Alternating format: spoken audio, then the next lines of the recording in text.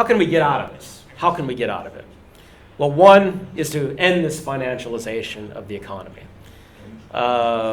Probably the most important thing that we could do is to impose significant land value taxes on high revenue generating properties to discourage rents in the speculative real estate and the banking sectors.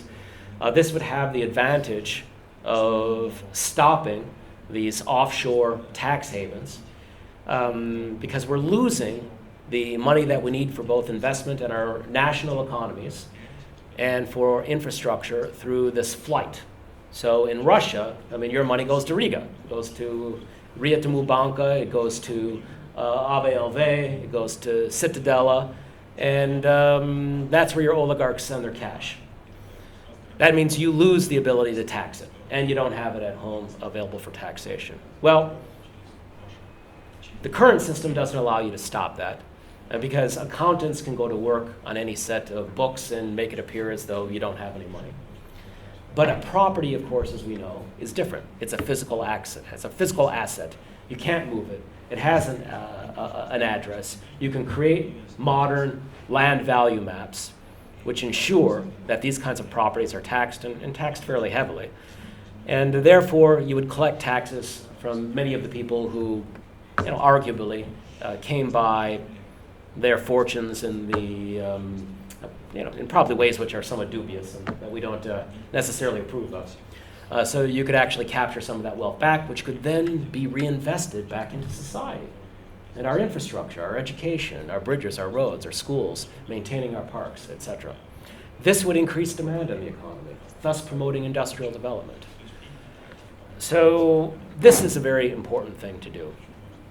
In places like the European Union, with Article 123 of the Lisbon Agreement, where they have this, to my mind, absolutely insane stipulation that governments, it's part of the whole euro, that they can no longer have private, rather public money creation. Have to end this idea that you can only have private credit creation. Right now, money is created by bankers on computer keyboards like mine. And then, of course, they extract a tax from you, which doesn't return any value to you. Governments need to restore themselves as the power that issues currency, that issues money, and that has control of the keyboards and that controls currency. And this is very, very important because we need to remove this rent of private credit creation. We also need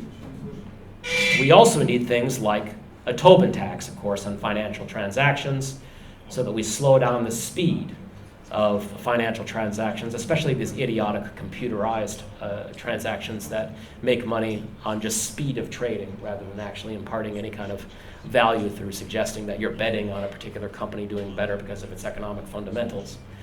So these are the kinds of things that we could do very, very quickly. Technically, they're very easy to do.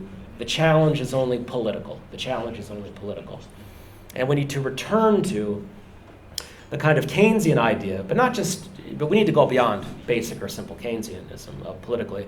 But we need to return to this kind of Keynesian idea, and this even pre-Keynesian idea, that national development is what creates the most opportunities for economic development and for the social advancement of people. I'm not advocating autarky. Again, it was national development during the Bretton Woods period, for instance, that actually led to record levels of international trade.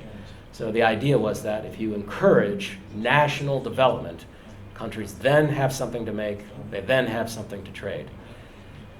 So these are some of the basic things that we could do to move forward. We also need to begin investing heavily in research and technological innovations that return us to the area of innovation and growth through revolutionary developments in the economy and in production, rather than just adding more hands at ever lower cost. We have to remember that we're still living off the equity of some of our major investments from several decades ago. What we could use are big projects again, like space projects. I know this sounds far-fetched, but it sounded far-fetched in the 1960s too. I mean, we're living off of the innovations that were created, for instance, in the American space program in the 1960s. The microprocessor in this machine is essentially the result of the Americans' desire to get into outer space and to get a computer into outer space, because they used to be the size of this room and they required another room full of air conditioners to keep them cool. You could never get that into space. This you can. This never would have been developed by the market. Well, this would, the whole machine, but not the microprocessor. And if we have these kinds of big projects again, they're going to be delivering monumental technological challenges, which we will have to solve. And in so solving them, we're going to come up with all sorts of wonderful innovations that we could not anticipate in advance. So we need vision again. And we need to have a vision of an economy that's based on modernization, innovation, social good, the reproduction of the middle class, security for people's basic needs. And then again, this sounds kind of counterintuitive, but we know from the actual data that when you provide people with the basic needs, such as healthcare, pension systems, if they're not always worried about these things, they actually are more dynamic and enterprising, and they launch more businesses. So for instance, Italy right now, and many European countries, have a higher rate of per capita business startups than the United States. Why?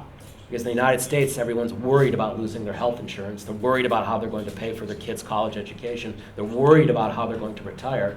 And so they're very conservative. They're no longer entrepreneurial. They're afraid to leave their jobs. But in those countries that have all of these social supports, they start businesses all the time at the drop of a hat, because there's very little risk to doing so. So again, by having a much stronger social state, you actually have a much more entrepreneurial, dynamic economy, which results from it.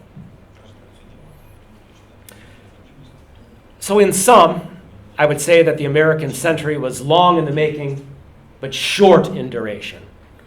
That we need a post-globalized world with economies geared towards national economic development, tax policies that capture the revenue for social and fiscal infrastructure, and redirect labor from largely unproductive tasks and these ridiculous creative industries, so-called creative industries, which just keep people busy at keyboards all day doing I'm not sure what, to more important social needs. We need some minimum income guarantees that work to lift all wages and restore demand in the global economy. And again, we need big visionary projects such as space exploration, again, to serve as incubators for technological development. So those are just a few thoughts to consider about the end of the American century and the way forward. Thank you very much for your attention, and I guess we can take some questions.